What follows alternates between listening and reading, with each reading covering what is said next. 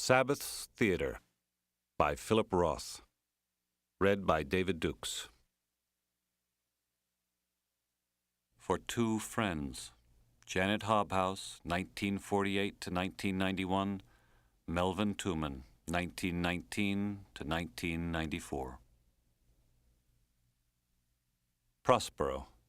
Every third thought shall be my grave. The Tempest, Act 5, Scene 1. 1. There's nothing that keeps its promise. Either forswear fucking others or the affair is over. This was the ultimatum, the maddeningly improbable, wholly unforeseen ultimatum that the mistress of 52 delivered in tears to her lover of 64 on the anniversary of an attachment that had persisted with an amazing licentiousness and that, no less amazingly, had stayed their secret for 13 years.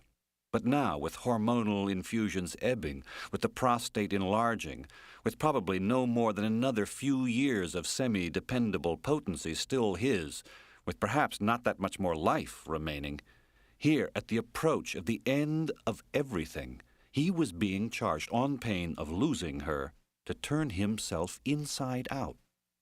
She was Drinka Balic, the innkeeper's popular partner in business and marriage, esteemed for the attention she showered on all her guests, for her warm-hearted, mothering tenderness, not only with visiting children and the old folks, but with the local girls who cleaned the rooms and served the meals. And he was the forgotten puppeteer, Mickey Sabbath, a short, heavy-set, white-bearded man with unnerving green eyes and painfully arthritic fingers, who, had he said yes to Jem Henson some 30-odd years earlier, before Sesame Street started up, when Henson had taken him to lunch on the Upper East Side and asked him to join his clique of 4 or 5 people, could have been inside Big Bird all these years. Instead of Carol Spinney, it would have been Sabbath who was the fellow inside Big Bird. Sabbath who had got himself a star on the Hollywood Walk of Fame. Sabbath who had been to China with Bob Hope. Or so his wife, Rosanna, delighted in reminding him back when she was still drinking herself to death for her 2 unchallengeable reasons, because of all that had not happened and because of all that had. But as Sabbath wouldn't have been any happier inside Big Bird than he was inside Rosanna, he was not much bruised by the heckling. In 1989, when Sabbath had been publicly disgraced for the gross sexual harassment of a girl 40 years his junior, Rosanna had had to be interned for a month in a psychiatric institution because of the alcoholic breakdown brought on by the humiliation of the scandal. 1 monogamous mate isn't enough for you, he asked Drinka.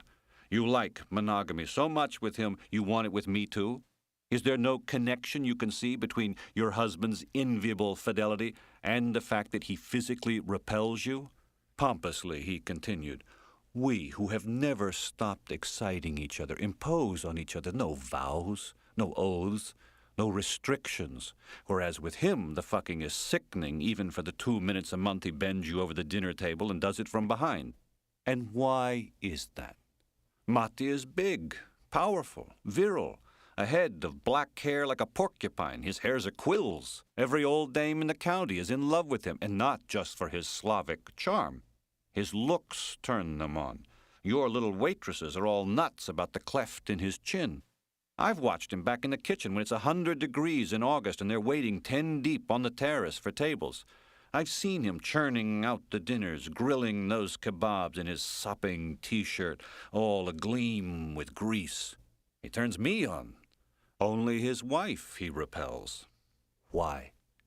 The ostentatiously monogamous nature, that is why. Drinka dragged herself mournfully beside him, up the steep wooded hillside to the heights where their babbling brook bubbled forth, clear water rippling down a staircase of granite boulders, brokenly spiraling between the storm-slanted silvery green birches that overhung the banks. During the early months of the affair, on a solitary hiking expedition in search of just such a love nest, she had discovered within a clump of ancient fir trees not far from the brook 3 boulders, each the size and shade of a small elephant, that enclosed the triangular clearing they would have instead of a home. Because of mud, snow, or drunken hunters out shooting up the woods, the crest of the hill was not accessible in all seasons, but From May through early October, except when it rained, it was here they retreated to renovate their lives. Years back, a helicopter had once appeared out of nowhere to hover momentarily 100 feet overhead while they were naked on the tarpaulin below. But otherwise, though the grotto, as they'd come to call the hideaway, was 15 minutes by foot from the only paved road connecting Madamascar Falls to the valley, no human presence had ever threatened their secret encampment. Drenka was a dark, Italian-looking Croat from the Dalmatian coast, on the short side like Sabbath, a full, firmly made woman at the provocative edge of being just overweight. Her shape, at her heaviest, reminiscent of those clay figurines molded circa 2000 B.C., fat little dolls with big breasts and big thighs, unearthed all the way from Europe down to Asia Minor, and worshipped under a dozen different names as the great mother of the gods. She was pretty in a rather efficient, business-like way, except for her nose, a surprisingly bridgeless prize-fighter's nose that created a sort of blur at the heart of her face. A nose slightly out of plumb with the full mouth and the large, dark eyes, and the telltale sign, as Sabbath came to view it, of everything malleable and indeterminate in her seemingly well-deployed nature. She looked as though she had once been mauled, in earliest childhood damaged by a crushing blow, when in fact she was the daughter of kindly parents, both of them high school teachers, religiously devoted to the tyrannical platitude of Tito's Communist Party. Their only child, she had been abundantly loved by these nice, dreary people. The blow in the family had been delivered by Drenka. At 22, an assistant bookkeeper with the National Railway, she married Matija Balic, a handsome young waiter with aspirations whom she had met when she went for her vacation to the hotel that belonged to the railway syndicate workers on the island of Brač, just off Split. The two went to Trieste for their honeymoon and never returned home. They ran away not merely to become rich in the West, but because Matija's grandfather had been imprisoned in 1948 when Tito broke with the Soviet Union, and the grandfather, a local party bureaucrat, a communist since 1923, and an idealist about big Mother Russia, had dared to discuss the matter openly. Both my parents, Drenka had explained to Sabbath, were convinced communists, and they loved Comrade Tito, who is there with his big smile like a smiling monster. So I figured out early how to love Tito more than any other child in Yugoslavia. We were all pioneers, little boys and girls who would go out and sing wearing a red scarf. We would sing songs about Tito and how he is this flower, this violet flower, and how all the youth loves him. But with Matija, it was different. He was a little boy who loved his grandfather, and somebody told on his grandfather. Is that the word? Reported. He was reported as an enemy of the regime, and the enemies of the regime were all sent to this horrible prison. It was the most horrible time when they were like cattle thrown into the ships, taken by ships from the mainland to the island, and who survives, survives, and who doesn't, doesn't. It was a place where the stone was the only element. All they had to do, they had to work those stones, cut them, without a reason. Many families had someone who went to this Goli Otok, that means naked island. People report on others for whatever reason, to advance, for hatred, for whatever. There was a big threat always hanging in the air about being proper, and proper is to support the regime. On this island, they didn't feed them. They didn't give them water even. An island just off the coast, a little bit north of Split. From the coast, you can see the island in the distance. His grandfather got hepatitis there, and he died just before Matija graduated from high school. Died of cirrhosis. He suffered all those years.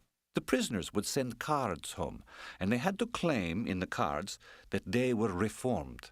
His mother told Matija that her father was not good, and that he did not listen to Comrade Tito, and that's why he has to go to prison. Matija was 9. She knew what she was telling him when she was telling him that. So at school he would not be provoked to say something else. His grandfather said he would be good and love drug Tito. So he was only in jail for 10 months, but he got hepatitis there. When he came back, Matija's mother makes a big party. He came back, he was 40 kilos. That's 90 pounds or so. And he was, like Mate, a big man. Totally destroyed physically. There was a guy that told on him, and that was that. And this is why Mate wished to run away after we married. And why did you wish to run away? Me, I didn't care about politics. I was like my parents. During the old Yugoslavia, the king and all that stuff, before communism, they loved the king. Then communism came and they loved communism. I didn't care, so I said yes. Yes to the smiling monster. What I loved was the adventure. America seemed so grand and so glamorous and so enormously different. America, Hollywood, money. Why did I go? I was a girl. Wherever would be the most fun. Drinka shamed her parents by fleeing to this imperialist country, broke their hearts, and they too died both of cancer not long after her defection. However, she so loved money and so loved fun that she probably had the tender attentions of these convinced communists to thank for whatever impeded the full, youthful body with the tantalizingly thuggish face from doing with itself something even more capricious than becoming enslaved to capitalism. The only man she would ever admit to having charged by the night was the puppeteer Sabbath, and over the 13 years this had occurred only once, when he had presented the offering of Christa, the runaway German au pair working at the gourmet food shop, whom he had scouted and patiently recruited for their joint delectation. Cash, Drinka had informed him, though for months now, ever since Sabbath had first come upon Christa hitchhiking into town, Drinka had anticipated the adventure with no less excitement than Sabbath, and needed no urging to conspire. "Crispbills," she said, prankishly narrowing her eyes, but meaning it all the same. Stiff and new, adapting without hesitation to the role she'd so swiftly devised for him, he asked, "How many?" Tartly, she answered, 10. "Can't afford 10. "Forget it then. Leave me out." "You're a hard woman." "Yes, hard," she replied with relish. "I have a sense of my worth." "It's taken some doing to arrange this, you know. It's not been a snap setting this up. Christa may be a wayward child, but she still requires a lot of attention. It's I who ought to be paid by you." "I don't want to be treated like a fake whore. I want to be treated like a real whore. $1,000 or I stay home." "You're asking the impossible." "Never mind then." 500. 750. 500, the best I can do. "Then I must be paid before we get there. I want to walk in with the money in my purse, knowing that I've got a job to do. I want to feel like a real whore." "I doubt," suggested Sabbath, "that to feel like a real whore, money alone will suffice." "It will for me." "Lucky you." "Lucky you," said Drinka defiantly. "Okay, 500, but before. I have to have all of it the night before." The terms of the deal were negotiated while they manipulated each other manually on the tarpaulin up at the grotto.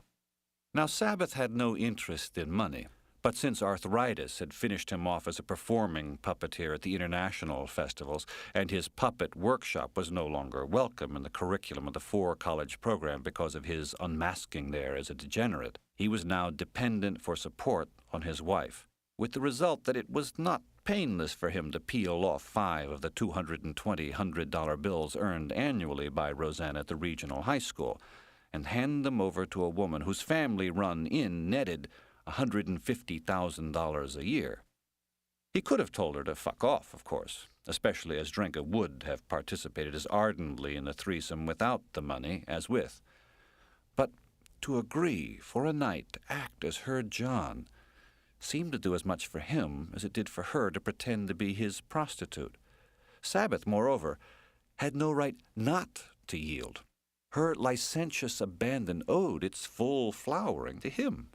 Her systematic efficiency as hostess-manager of the inn, just the sheer pleasure year after year of banking all that dough, might long ago have mummified her lower life had not Sabbath suspected from the flatness of the nose, from the roundness of the limbs, from nothing more than that to begin with, that Drinka Balich's perfectionism on the job was not her only immoderate inclination. It was Sabbath who, a step at a time, the most patient of instructors, had assisted her in becoming estranged from her orderly life, and in discovering the indecency to supplement the deficiencies of her regular diet. Indecency. Who knows? Do as you like, Sabbath said. And she did, and liked it, and liked telling him about how much she had liked it no less than he liked hearing about it. Husbands, after weekending at the inn with their wives and children, phoned Drinka secretly from their offices to tell her they had to see her. The excavator, the carpenter, the electrician, the painter, all the laborers assisting around the inn invariably maneuvered to eat their lunches close to the office where she did the bookkeeping. Men, wherever she went, sensed the intangible aura of invitation. Once Sabbath had sanctioned for her the force that wants more and more, a force to whose urging she was never wholly adverse even before Sabbath had come along. Men began to understand that this shortish, less than startling-looking middle-aged woman, corseted by all her smiling courtesy, was powered by a carnality much like their own. Inside this woman was someone who thought like a man, and the man she thought like was Sabbath. She was, as she put it, his sidekicker. How could he, in good conscience, say no to the $500? No was not part of the deal. To be what she had learned to want to be what he needed her to be, what she needed from Sabbath, was yes. Never mind that she used the money to buy power tools for her son's basement workshop. Matthew was married and a state trooper with the barracks down in the valley. Drinka adored him, and once he became a cop, worried about him all the time. He was not big and handsome, with porcupinish black hair and a deep cleft in his chin like the father whose anglicized name he bore, but much more patently Drinka's offspring, short in stature, only 5 feet 8 and 135 pounds. He'd been the smallest guy in his class at the police academy as well as the youngest, and at the center of his face a bit of a blur, the noseless nose, a replica of hers. He had been groomed to one day be proprietor of the inn and had left his father desolated by quitting hotel management school after just a year to become a muscular, crew-cutted trooper with the big hat, the badge, and lots of power. The kid cop whose first assignment running radar with the traffic squad, driving the chase car up and down the main highways, was the greatest job in the world. You meet so many people. Every car you stop is different, a different person, different circumstances, a different speed. Drinka repeated to Sabbath everything Matthew Jr. told her about life as a trooper from the day he had entered the academy 7 years earlier and the instructors there began to yell at them and he swore to his mother, "I'm not going to let this beat me," until the day he graduated, and, little as he was, they awarded him an excellence pin in physical fitness and told him and the classmates who had survived the 24-week course, "You're not God, but you're the next closest thing to him." She described to Sabbath the virtues of Matthew's 15-shot 9mm revolver and how he carried it in his boot or at the back of his belt when he was off duty, and how that terrified her. She was constantly afraid that he was going to be killed, especially when he was transferred from the traffic squad to the barracks and had to work the midnight shift every few weeks. Matthew himself came to love cruising in his car as much as he'd loved running radar. Once you're gone on your shift, you're your own boss out there. Once you get into that car, you can do what you want out there. Freedom, huh? Lots of freedom. Unless something happens, all you do is ride. Alone in the car, cruising, just driving the roads until they call you for something.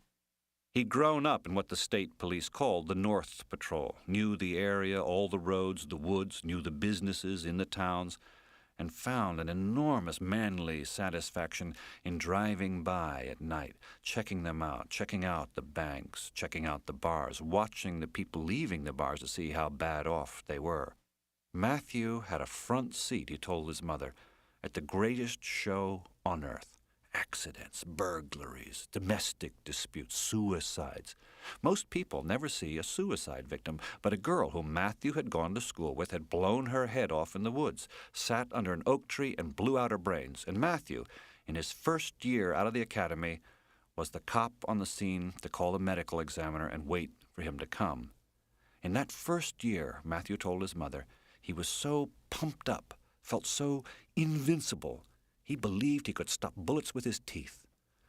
Matthew walks in on a domestic dispute where both of the people are drunk and screaming at each other and hating each other and throwing punches, and he, her son, talks to them and calms them down so that by the time he leaves, everything is okay, and neither of them has to be pinched for breach of peace.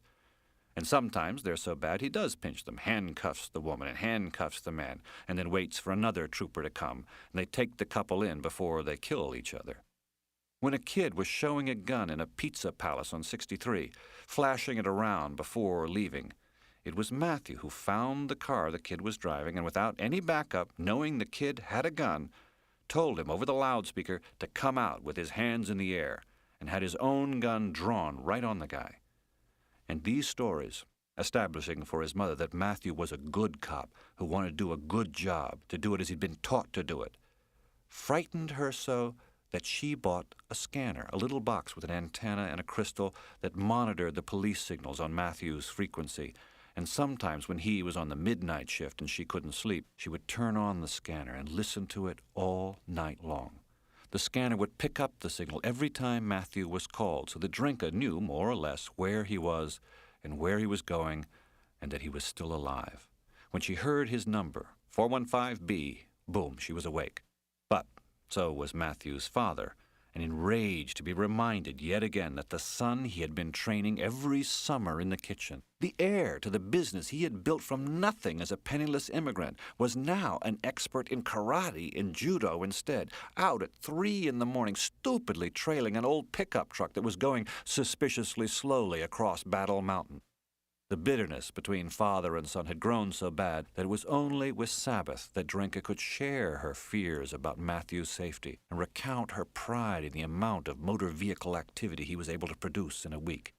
"It's out there," he told her. "There's always something, speeding, stop signs, tail lights out, all kinds of violations." To Sabbath, then, it came as no surprise when Drinka admitted that with the $500 he had paid her to complete the trio with Krista and himself, she had bought for Matthew's birthday a portable Makita table saw and a nice set of dado blades. All in all, things couldn't have worked out better for everyone. Drinka had found the means by which to be her husband's dearest friend. The one-time puppet master of the indecent theater of Manhattan had made more than merely tolerable for her the routines of marriage that previously had almost killed her. Now she cherished those deadly routines for the counterweight they provided her recklessness. Far from seething with disgust for her unimaginative husband, she had never been more appreciative of Matya's solidity. $500 was cheap for all that everyone was getting in the way of solace and satisfaction, and so, however much it disturbed him to fork over those stiff new banknotes, Sabbath displayed toward Drinka the same sang-froid that she affected as, lightly enjoying the movie cliché, she folded the bills in half and deposited them into her bra, down between the breasts whose soft fullness had never ceased to captivate him. It was supposed to be otherwise, with the musculature everywhere losing its firmness, but even where her skin had gone papery at the low point of her neckline, even that palm-sized diamond of minutely cross-hatched flesh intensified not merely her enduring allure, but his tender feelings for her as well. He was now 6 short years from 70. What had him grasping at the broadening buttocks as though the tattooist time had ornamented neither of them with its comical festoonery was his knowing inescapably that the game was just about over.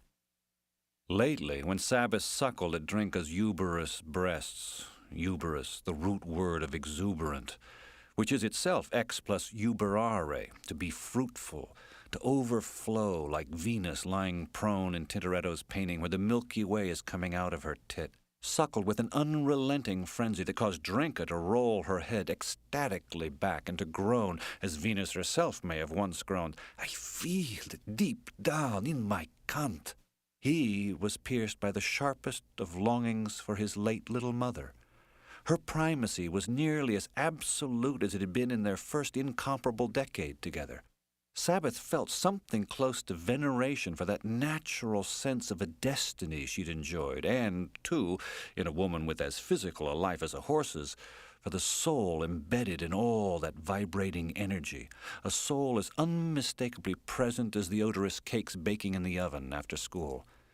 Emotions were stirred up in him that he had not felt since he was 8 or 9 years old, and she had found the delight of delights in mothering her 2 boys. Yes, it had been the apex of her life, raising Morty and Mickey.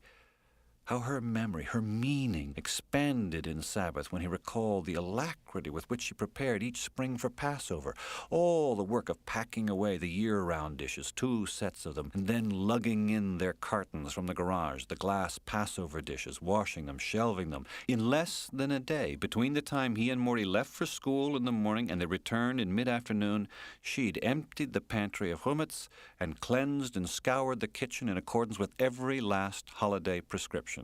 Hard to determine from the way she tackled her task whether it was she who was serving necessity or necessity that was serving her.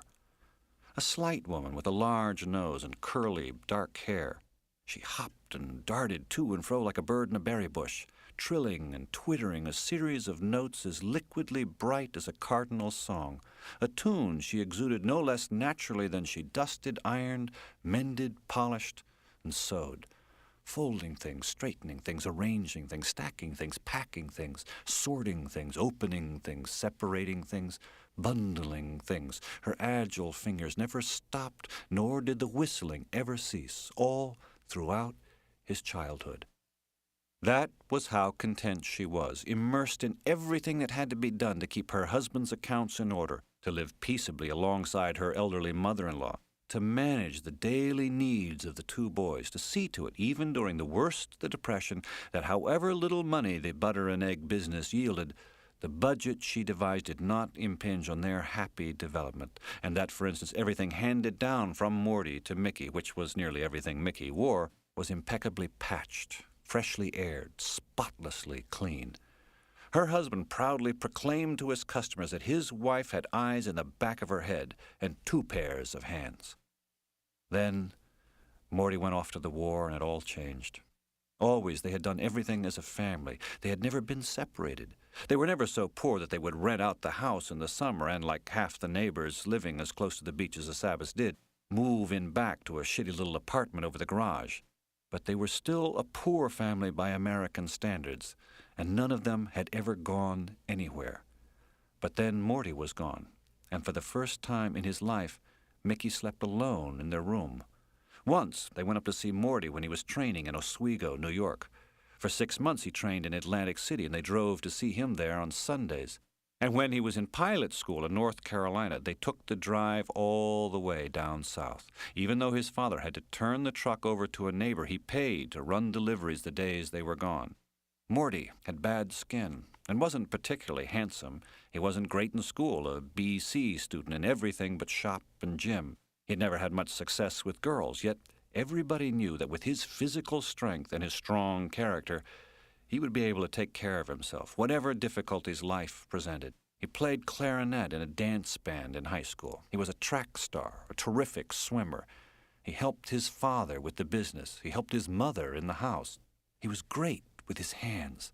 But then they all were. The delicacy of his powerful father candling the eggs, the fastidious dexterity of his mother ordering the house, the Sabbath digital artfulness that Mickey, too, would one day exhibit to the world. All their freedom was in their hands. Morty could repair plumbing, electrical appliances, anything. Give it to Morty, his mother used to say. Morty'll fix it. And she did not exaggerate when she said that he was the kindest, oldest brother in the world.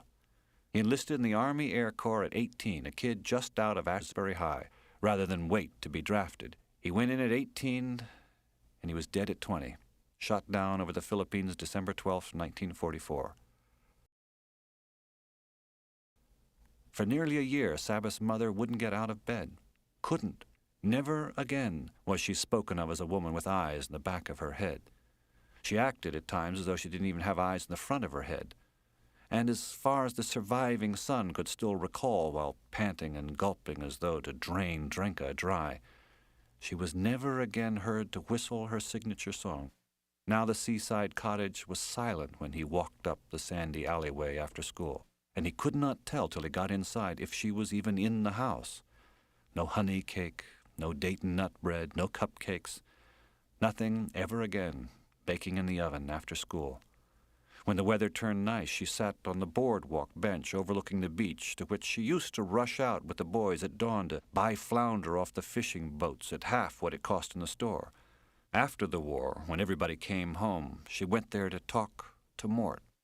As the decades passed, she talked to him more rather than less, until in the nursing home in Long Branch, where Sabbath had to put her at 90, she talked to Morty alone.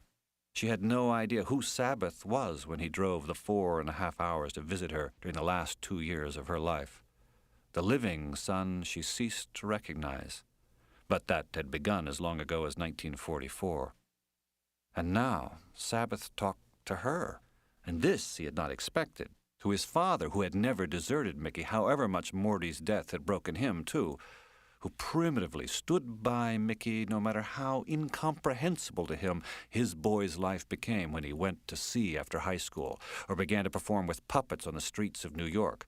To his late father, a simple, uneducated man who, unlike his wife, had been born on the other side and who had come to America all on his own at 13 and who, within 7 years, had earned enough money to send for his parents and his 2 younger brothers. Sabbath had never uttered a word since the retired butter and egg man died in his sleep at the age of 81, 14 years earlier. Never had he felt the shadow of his father's presence hovering nearby. This was not only because his father had always been the least talkative one in the family, but because no evidence had ever been offered Sabbath to persuade him that the dead were anything other than dead.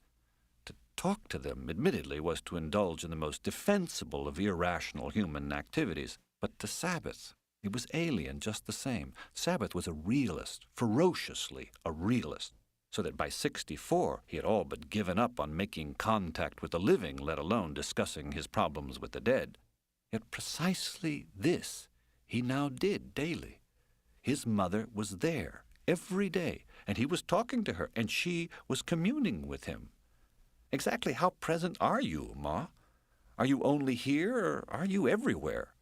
Would you look like yourself if I had the means to see you? The picture I have keeps shifting. Do you know only what you knew when you were living, or do you now know everything? Or is knowing no longer an issue? What's the story? You still so miserably sad? That would be the best news of all, that you are your whistling old self again because Morty's with you. Is he? Is Dad? And if there's you 3, why not God too?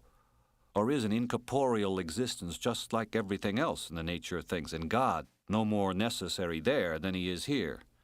Or don't you inquire any further about being dead than you did about being alive? Is being dead just something you do the way you ran the house? Eerie, incomprehensible, ridiculous, the visitation was nonetheless real. No matter how he explained it to himself, he could not make his mother go away. He knew she was there in the same way he knew when he was in the sun or in the shade. There was something too natural about his perceiving her for the perception to evaporate before his mocking resistance. She didn't just show up when he was in despair. It didn't happen only in the middle of the night when he awoke in dire need of a substitute for everything disappearing. His mother was up in the woods, up at the grotto with him and Drinka, hovering above their half-clad bodies like that helicopter. Maybe the helicopter had been his mother. His dead mother was with him, watching him, everywhere encircling him. His mother had been loosed on him. She had returned to take him to his death. Fuck others and the affair is over. He asked her why. Because I want you to. That won't do. Won't it, said Drinka tearfully. It would if you loved me. Yes, love is slavery. You are the man of my life, not Mattia. You. Either I am your woman, your only woman, or this all has to be over. It was the week before Memorial Day, a luminous May afternoon, and up in the woods a high wind was blowing sprigs of new leaves off the great trees, and the sweet scent of everything flowering and sprouting and shooting up reminded him of Sharappa's barber shop in Bradley, where Morty took him for his haircuts when he was a small kid, and where they brought their clothes to be fixed by Sharappa's wife. Nothing was merely itself any longer. It all reminded him of something long gone, or of everything that was going. Mentally, he addressed his mother. "Smell the smells, can you? Does the out-of-doors register in any way? Is being dead even worse than heading there? Or is it Mrs. Ballich that's the awfulness? Or don't the trivialities bother you now, one way or the other?" Either he was sitting in his dead mother's lap, or she was sitting in his. Perhaps she was snaking in through his nose, along with the scent of the mountain in bloom, wafting through him as oxygen, encircling him and embodied within him. And just when did you decide this? What has happened to bring this on? You are not yourself, Drenka. I am. This is myself. Tell me you will be faithful to me. Tell me that that's what you will do. First tell me why. I'm suffering. She was. He'd seen her suffer, and this is what it looked like. The blurriness broadened out from the middle of her face, rather like an eraser crossing a blackboard and leaving in its wake a wide streak of negated meaning. He didn't see a face any longer, but a bowl of stupefaction. Whenever the rift between her husband and their son erupted in a screaming fight, she invariably wound up looking just this awful when she ran to Sabbath, numb and incoherent with fear, her sprightly cunning having evaporated before their improbable capacity for rage and its vile rhetoric. Sabbath assured her, largely without conviction, that they would not kill each other. But more than once he had himself contemplated with a shudder what might be roiling away beneath the lid of the relentlessly good manners that made the Ballich men so impenetrably dull. Why had the boy become a cop?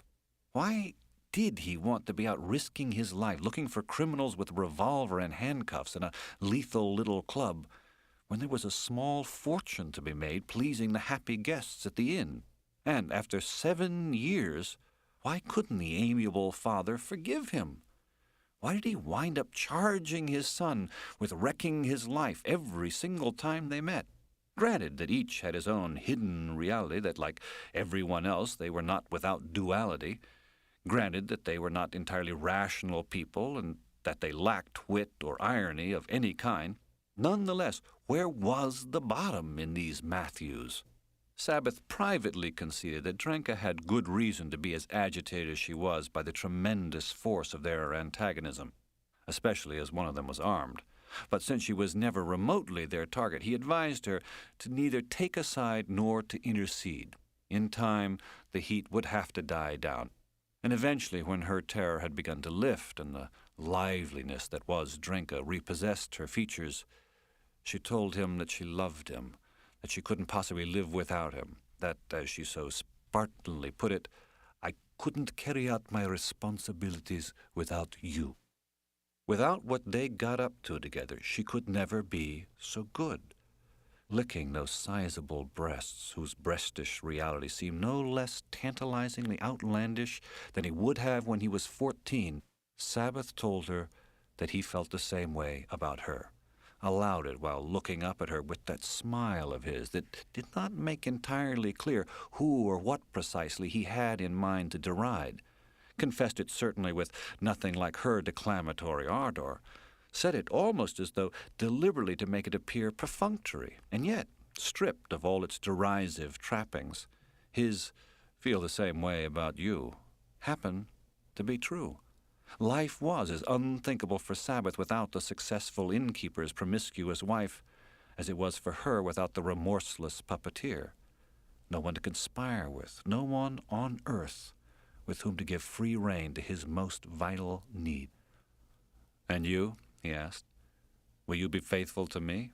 Is that what you are suggesting?" I don't want anyone else. "Since when, Drenka? I see you suffering. I don't want you to suffer, but I cannot take seriously what you are asking of me.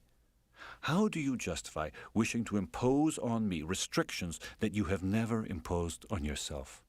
You are asking for fidelity of a kind that you've never bothered to bestow on your own husband, and that, were I to do what you request, you would still be denying him because of me. You want monogamy outside marriage and adultery inside marriage.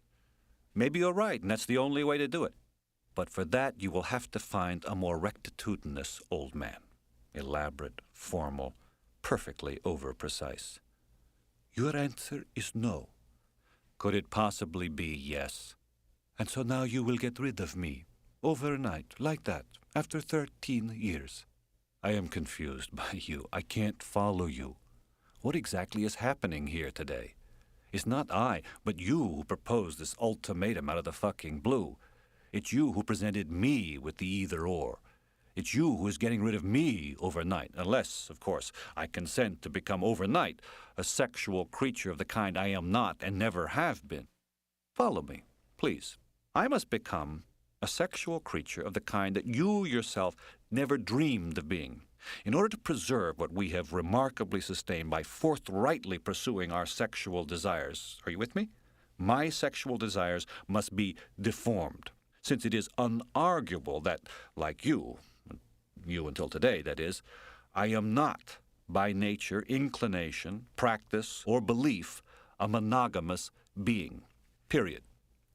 You wish to impose a condition that either deforms me or turns me into a dishonest man with you. But, like all other living creatures, I suffer when I am deformed.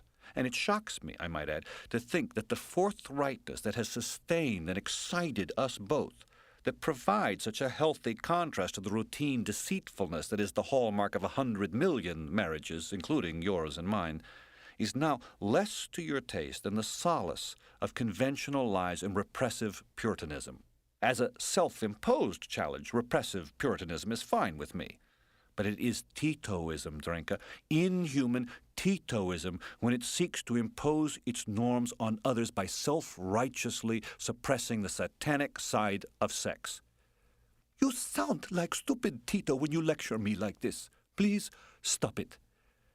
They hadn't spread their tarpaulin or removed a single item of their clothing, but had remained in their sweatshirts and jeans, and Sabbath in his knitted seaman's cap, sitting backed against a rock. Drenka, meanwhile, paced in rapid circles the high ring of elephantine boulders, her hands fluttering anxiously through her hair, or reaching out to feel against her fingertips the cool, familiar surface of their hideaway's rough walls, and could not but remind him of Nicky in the last act of The Cherry Orchard. Nicky, his first wife, the fragile, volatile Greek-American girl whose pervasive sense of crisis he'd mistaken for a deep spirit, and whom he had Chekhovinly named a crisis a day, until the day came when the crisis of being herself simply swept Nicky away. The Cherry Orchard was one of the first plays he directed in New York after the 2 years of puppet school of the GI Bill in Rome. Nicky had played Madame Ranyaskaya as a ruined flapper. For someone so absurdly young in that role, counterbalancing delicately the satire and the pathos. In the last act, when everything has been packed and the distraught family is preparing to abandon forever the ancestral home, Sabbath had asked Nicky to go silently around the empty room, brushing all the walls with the tips of her fingers. No tears, please. Just circle the room, touching the bare walls, and then leave.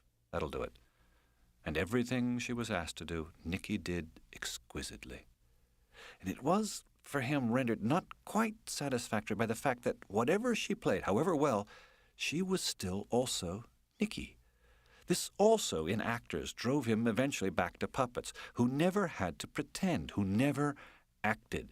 That he generated their movement and gave each a voice never compromised their reality for Sabbath in the way that Nicky, fresh and eager, and with all that talent, seemed always less than convincing to him because of being a real person. With puppets, you never had to banish the actor from the role. There was nothing false or artificial about puppets, nor were they metaphors for human beings. They were what they were, and no one had to worry that a puppet would disappear, as Nicky had, right off the face of the earth. Why, Drenka cried, are you making fun of me? Of course you outsmart me. You outsmart everyone. Out-talk. Yes, yes, he replied. Luxurious unseriousness was what the outsmarter often felt, the greater the seriousness with which he conversed. Detailed, scrupulous, loquacious rationality was generally to be suspected when Morris Sabbath was the speaker, though not even he could always be certain whether the nonsense so articulated was wholly nonsensical. No, there was nothing simple about being as misleading. Stop it, please. Being a maniac. Only if you stop being an idiot. Why, on this issue, are you suddenly so stupid? Exactly what am I to do, Drinker? Take an oath? Are you going to administer an oath? What are the words to the oath? Please list all the things I am not allowed to do. Penetration? Is that it? Is that all? What about a kiss? What about a phone call? And will you take the oath too?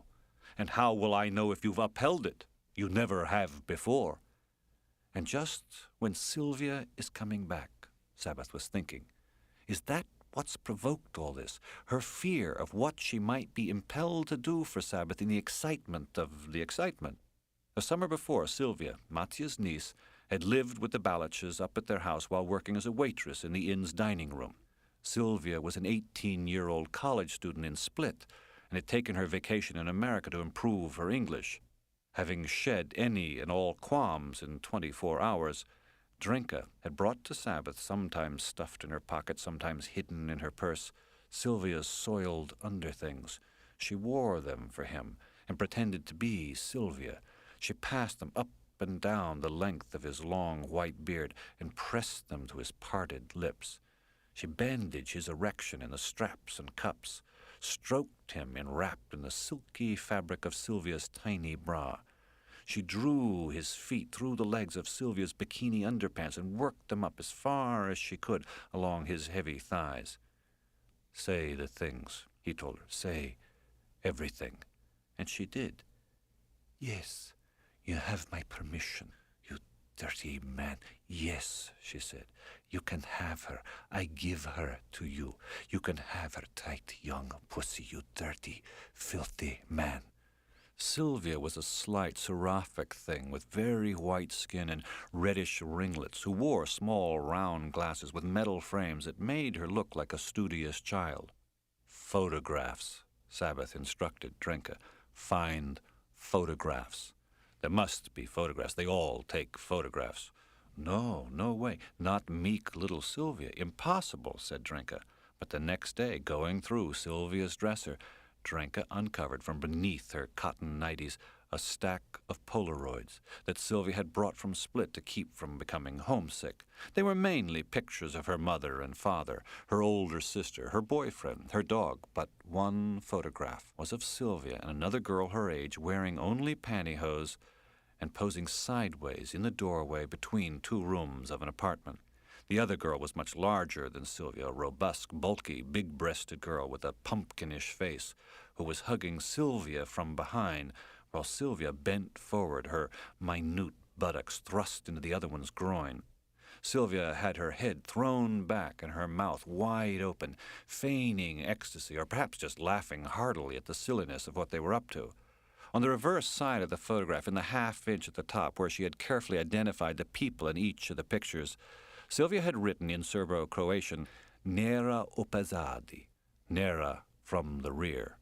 The opazadi was no less inflammatory than the picture, and he looked from one side of the photograph to the other, all the while that Drinka improvised for him with Sylvia's toy-like brassiere. One Monday, when the kitchen at the inn was closed and Mattia had taken Sylvia off for the day to see historic Boston, Drinka squeezed into the folk dirndl of the full black skirt and the tight, embroidered bodice in which Sylvia, like the other waitresses, served the Balaches' customers, and in the guest room where Sylvia was spending the summer, laid herself fully clothed across the bed. There was she seduced, Sylvia protesting all the while that Mr. Sabbath must promise never to tell her aunt and uncle what she had agreed to do for money. I never had a man before. I only had my boyfriend, and he comes too soon. I never had a man like you. Can I come inside you, Sylvia? Yes, Yes, I always wanted a man to come inside me. Just don't tell my aunt and uncle. I fuck your aunt. I fuck Drinka. Oh, do you? My aunt? Do you? Is she a better fuck than me? No, never. No. Is her pussy tight like me? Oh, Sylvia, Your aunt is standing at the door. She's watching us. oh, my God. She wants to fuck with us, too. Oh, my God. I never tried that before. Little was left undone that first afternoon, and Sabbath was still safely out of Sylvia's room hours before the girl returned with her uncle. They couldn't have enjoyed themselves more, so said Sylvia, Matja, Drinka, Sabbath. Everybody was happy that summer, including even Sabbath's wife, to whom he was more kindly disposed than he had been for years. There were times now, over breakfast, when he not only pretended to inquire about her AA meetings, but pretended to listen to her answer. And Matja, who on his Mondays off drove Sylvia into Vermont and New Hampshire, and on one occasion to the very end of Cape Cod, seemed to have rediscovered in the role of uncle to his brother's daughter something akin to the satisfaction he had once derived from, all too successfully, making a real American out of his son. The summer had been an idyll for everyone, and when she left for home after Labor Day, Sylvia was speaking endearingly unidiomatic English, and carried a letter from Drinka to her parents, not the one devilishly composed in English by Sabbath, reiterating the invitation for the youngster to return to work in the restaurant and live with them again the next summer. To Sabbath's questions whether if she herself were to swear an oath of fidelity she would have the strength to uphold it, Drinka replied, of course she would. Yes, she loved him. You love your husband, too. You love Matja. That is not the same. But what about 6 months from now? For years You were angry at him and hated him, felt so imprisoned by him, you even thought of poisoning him. That's how crazy one man was making you. Then you began to love another man, and discovered in time that you could now love Matja as well. If you didn't have to pretend to desire him, you could be a good and happy wife to him. Because of you, I'm not entirely horrible to Rosanna. I admire Rosanna. She's a real soldier, trooping off to AA every night. Those meetings are for her what this is for us, a whole other life to make home endurable. But now, you want to change all that, not just for us, but for Rosanna and Matja. Yet why you want to do this, you won't tell me. Because I want you to say, after 13 years, Drinka, I love you, and you are the only woman I want. The time has come to tell me that. Why has it come? Have I missed something? She was crying again when she said, sometimes I think you miss everything.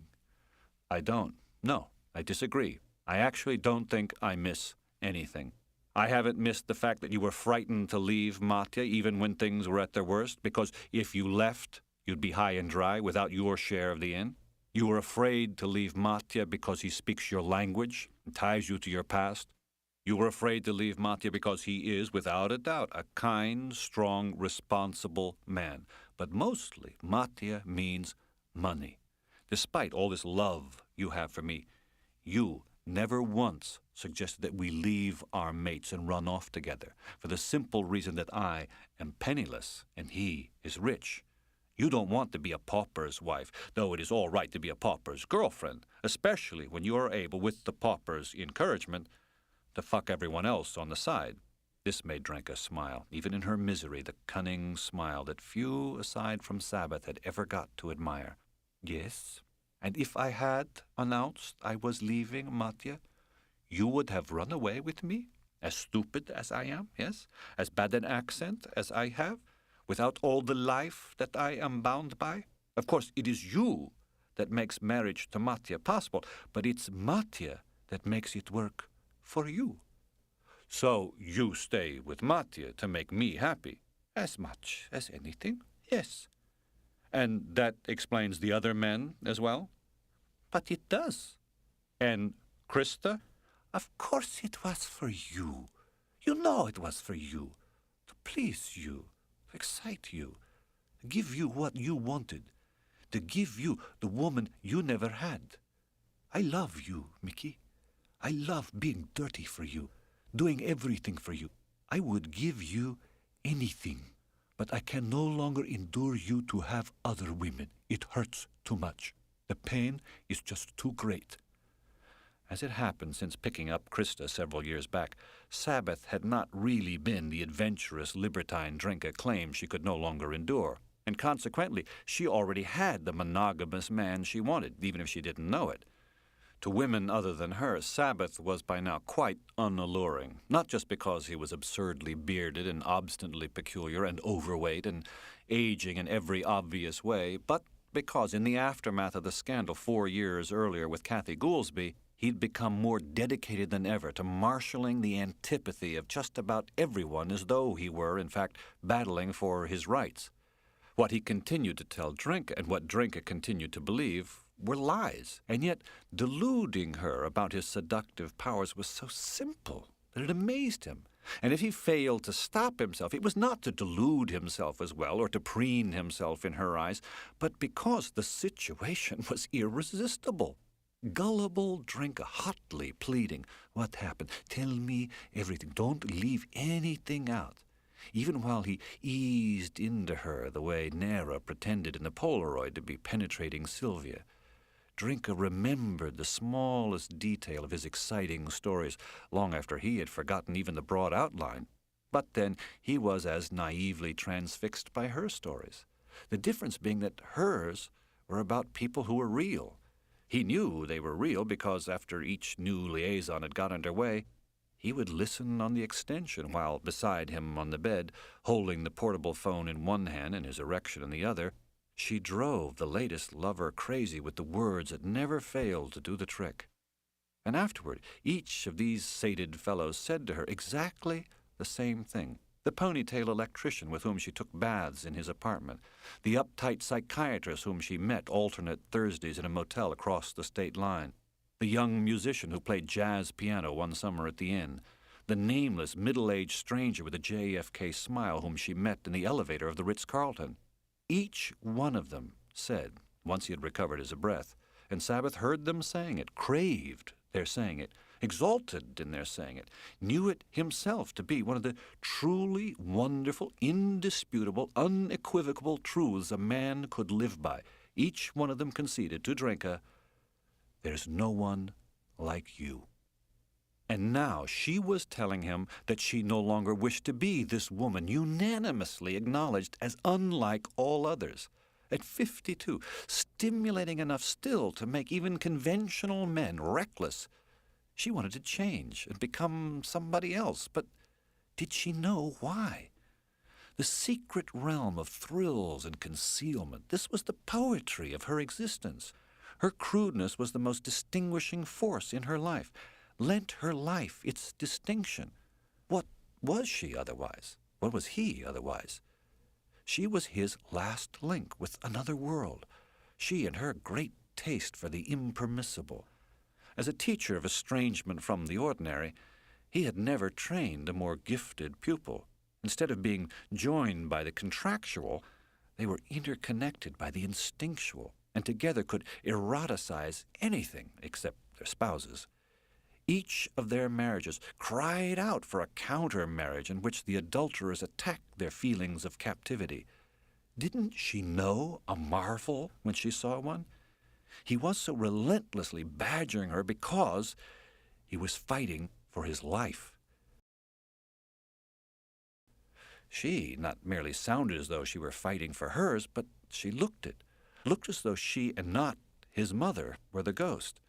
During the last 6 months or so, Drinka had been suffering with abdominal pains and nausea, and he wondered now if they were not symptoms of the anxiety that had been mounting in her as she approached the day in May that she had chosen to present this crazy ultimatum. Until today, he had tended to account for her cramps and the occasional bouts of vomiting as a result of the pressures at the inn. Having been at the job over 23 years, she was herself not surprised by the toll the work was now taking on her health. "You have to know food," she lamented wearily. "You have to know the law. You have to know every aspect of life there is. This happens in this business, Mickey. When you have to serve the public all the time, you become a burnt-out case. And Mattia still cannot be flexible. This rule, that rule. But the smarter thing is to accommodate the people where you can, instead of to say always no.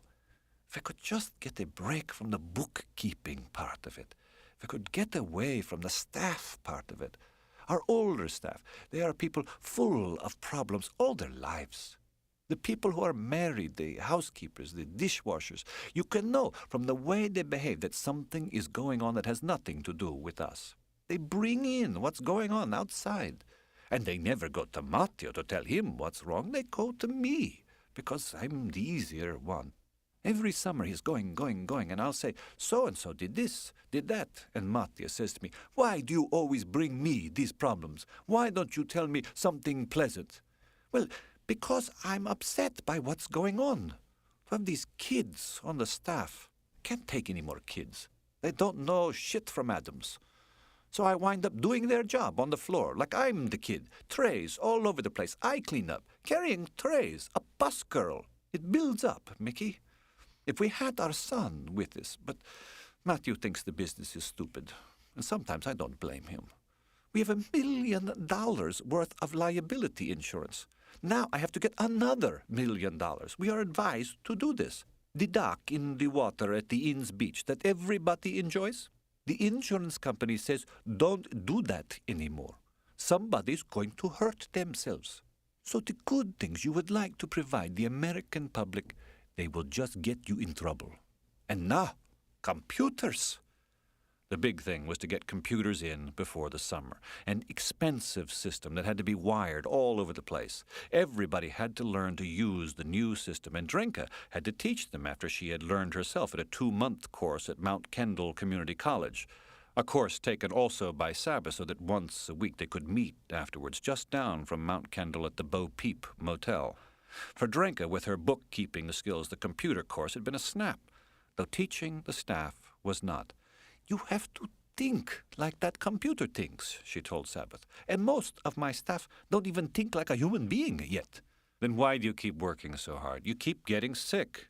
You don't enjoy anything any longer. I do. The money. Still enjoy that. And mine is not the hard job anyway. In the kitchen is the harder job. I don't care how hard for me my job is, how big an emotional strain it is, the physical stamina that you need in the kitchen. You have to be a horse to do that. Matti is a gentleman, thank God, and he doesn't resent that he has the horse's job. Yes, I enjoy the profit. I enjoy that the business is running. Only this year, for the first time in 23 years, we will not go forward financially. That is something else to get sick about. We will go backward. I keep the books. I see week by week how much our restaurant has been declining since Reagan. In the 80s, the people from Boston were coming. They didn't mind eating dinner at 9:30 on a Saturday night, so we'd get the turnover. But the people from around here don't want to do that. There was all the money around then. There was not the competition then. No wonder she had cramps. The hard work, the worry, profits down, new computers in, and all her men besides. And me, the work with me. Talk about the horse's job. I can't do everything, she complained to Sabbath when the pain was at its worst. I can only be who I am, which Sabbath still believed was someone who could do everything. When, while fucking Drinka up at the grotto, his mother hovered just above his shoulder over him like the home plate umpire peering in from behind the catcher's back, he would wonder if she had somehow popped out of Drinka's cunt the moment before he entered it. If that was where his mother's spirit lay curled up, patiently awaiting his appearance. Where else should ghosts come from? Unlike Drinka, who seemed for no reason to have been seized by the taboos, his tiny dynamo of a mother was now beyond all taboos. She could be on the lookout for him anywhere, and wherever she was, he could detect her as though there were something supernatural about him as well, as though he transmitted a beam of filial waves that bounced off his invisible mother's presence and gave him her exact location. Either that or he was going crazy. One way or another, he knew she was about a foot to the right of Drenka's blood-drained face. Perhaps she was only listening to his every word from there. Perhaps every provocative word he spoke, she had a puppeteer's power to make him speak. It might even be she who was leading him to the disaster of losing the only solace he had. Suddenly his mother's focus had changed, and for the first time since 1944, the living son was more real to her than the dead one. The final kink, thought Sabbath, searching the dilemma for a solution, the final kink is for the libertines to be faithful. Why not tell Drenka, "Yes, dear, I'll do it"? Drenka had dropped in exhaustion onto the large granite outcropping near the center of the enclosure, where they sometimes sat on beautiful days like this one, eating the sandwiches she'd brought in her knapsack. There was a wilted bouquet at her feet, the first wildflowers of the spring, from where she'd plucked them the week before while tramping up through the woods to meet him. Each year she taught him the names of the flowers, in her language and in his, and from one year to the next he could not remember even the English. For nearly 30 years, Sabbath had been exiled in these mountains, and he still could name hardly anything. They didn't have this stuff where he came from. All these things growing were beside the point there. He was from the shore. There was sand and ocean, horizon and sky, daytime and nighttime, the light, the dark, the tide, the stars, the boats, the sun, the mists, the gulls. There were the jetties, the piers, the boardwalk, the booming, silent, limitless sea. Where he grew up, they had the Atlantic. You could touch with your toes where America began. They lived in a stucco bungalow 2 short streets from the edge of America. The house, the porch, the screens, the icebox, the tub, the linoleum, the broom, the pantry, the ants, the sofa, the radio, the garage, the outside shower with the slatted wooden floor Morty had built and the drain that always clogged. In summer, the salty sea breeze and the dazzling light. In September, the hurricanes. In January, the storms. They had January, February, March, April, May, June, July, August, September, October, November, December, and then January. And then January. No end to the stockpiles of Januaries, of Mays, of Marches.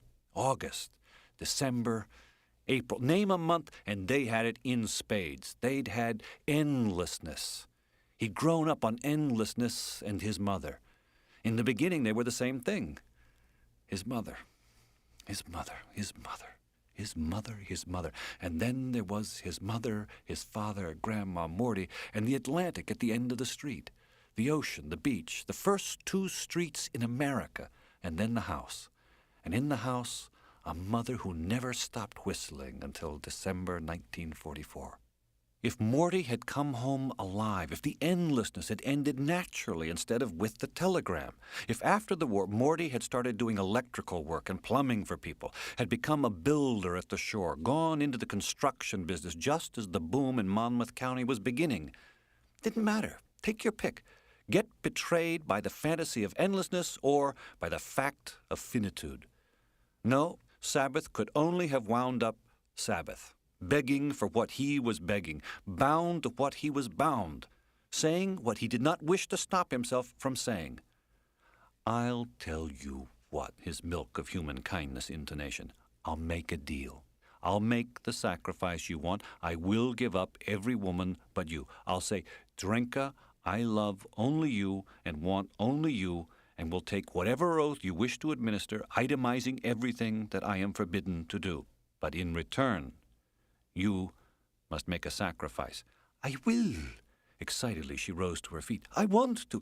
Never another man. Only you. To the end." "No," he said, approaching her with his arms extended to her. No, I don't mean that. That, you tell me, constitutes no sacrifice. No, I'm asking for something to test your stoicism and to test your truthfulness as you will be testing mine. A task just as repugnant to you as breaking the sacrament of infidelity is to me. His arms were around her now, grasping her plump buttocks through her jeans. "You like it when I turn around on you and you can see my ass. All men like that. But only you stick it in there. Only you, Mickey, can fuck me there." Not true, but a nice sentiment. I will give up all other women. In return, he told her, you must suck off your husband twice a week. Ach! Ach, yes, ach, exactly. You're gagging already. Ach, I could never do that. Can't I find something kinder? No. Sobbing, she pulled herself free of him and pleaded, be serious. This is serious. I am being serious. How odious can it be? It's merely monogamy at its most inhumane. Pretend it's someone else. That's what all good women do. Pretend it's the electrician. Pretend it's the credit card magnate. Matya comes in 2 seconds anyway. You'll be getting everything you want and surprising a husband in the bargain, and it'll only take 4 seconds a week. And think of how it will excite me. The most promiscuous thing you have ever done, sucking off your husband to please your lover. You want to feel like a real whore? That ought to do it. Stop! She cried out, throwing her hands over his mouth. I have cancer, Mickey. Stop. The pain has been because of cancer. I can't believe it. I don't. I can die. Just then, the oddest thing happened. For the second time in a year, a helicopter flew over the woods and then circled back and hovered directly above them. This time it had to be his mother. Oh, my God, said Drinka, and with her arms around him, squeezed so tightly that the full weight of her clinging caused his knees to buckle. Or perhaps they were about to buckle anyway. Mother, he thought, this can't be so. First Morty, then you, then Nicky, now Drinka. There's nothing on earth that keeps its promise. Oh, I wanted, cried Drink as the helicopter's energy roared above them, a dynamic force to magnify the monstrous loneliness, a wall of noise tumbling down on them, their whole carnal edifice caving in. I wanted you to say it without knowing. I wanted you to do it on your own. And here she wailed the wail that authenticates the final act of a classical tragedy. I can die. If they can't stop it, darling, I will be dead in a year. Mercifully, she was dead in 6 months, killed by a pulmonary embolus before there was time for the cancer, which had spread omniferously from her ovaries throughout her system, to torture Drenka beyond even the tough capacity of her own ruthless strength.